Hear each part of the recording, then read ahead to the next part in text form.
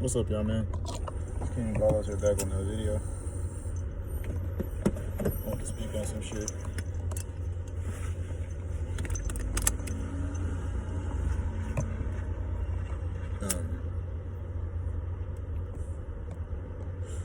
I spoke about this before. I just want to make sure this nigga. One second.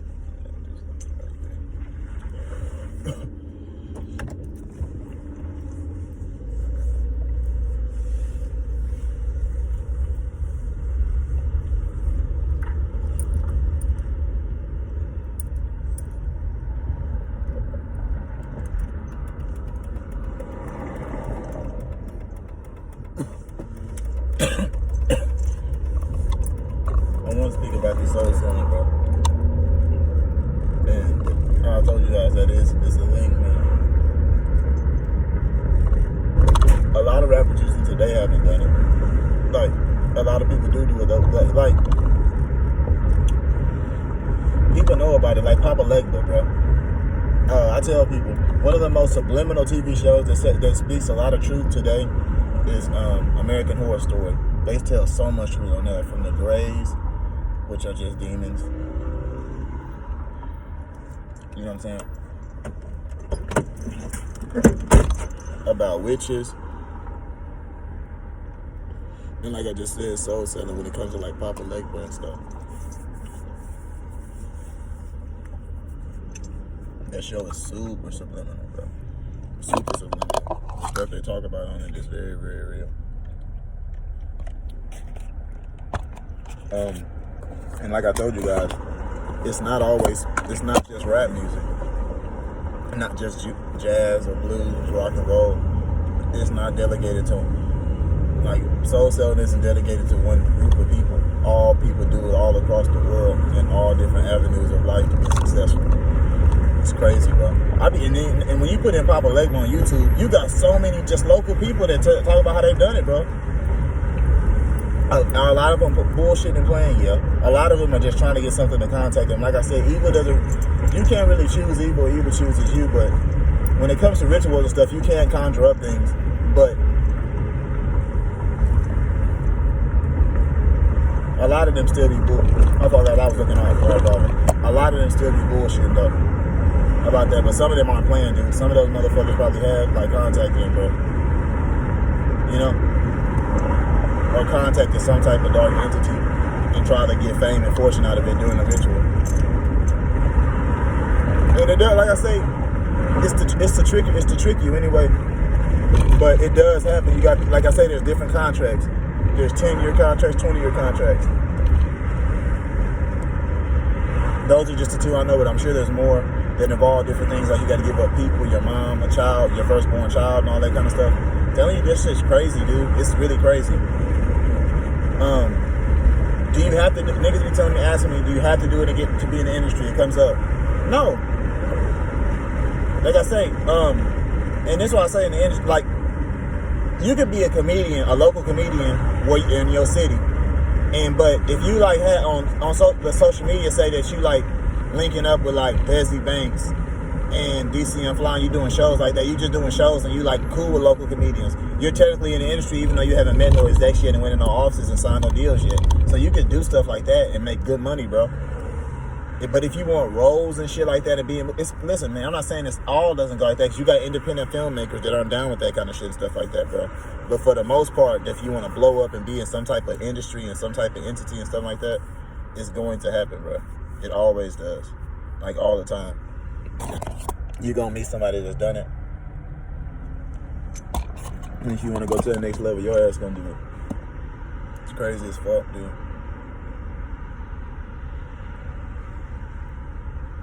Especially the crossroads, the crossroads ritual, dude. That's super. Like I heard that's like super. That's one they super use, bro. A lot of people do that. They say James Brown and did, man.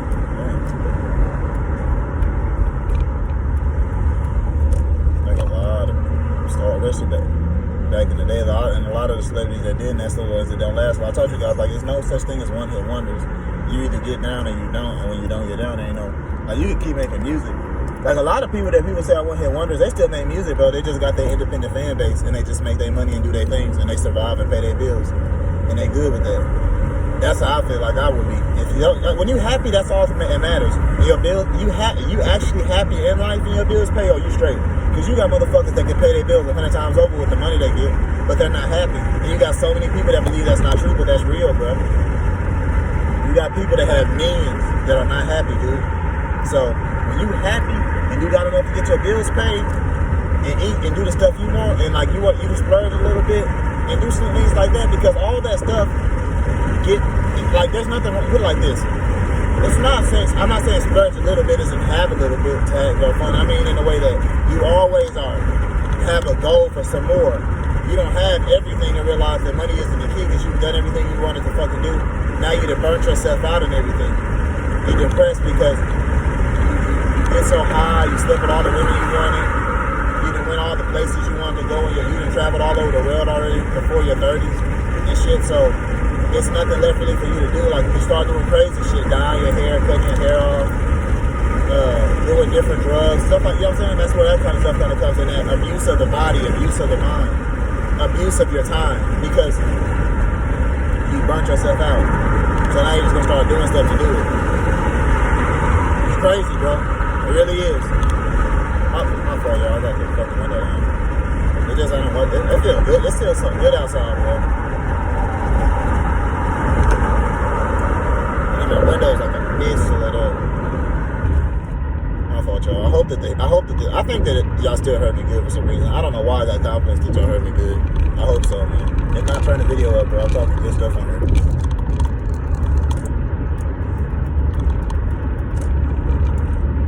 But yeah, bro, like,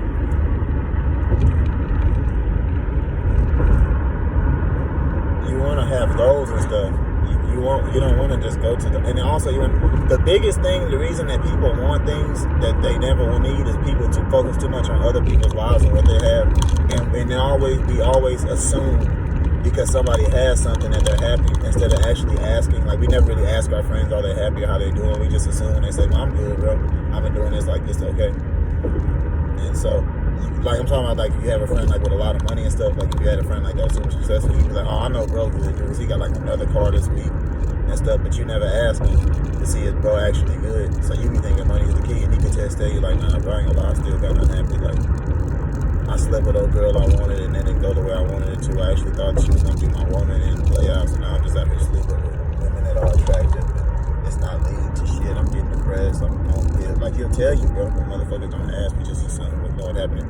Or if you're a young lady watching and maybe she's married and they don't argue in front of you, and the kids seem like they happy because they taught the kids to put on the front, but they're very complained and spoiled, and she may be abused if she's not getting abused physically or verbally or something like that. But she's like, well, because he looks a certain way and they have a certain following on social, whatever it is, people assume that is happy.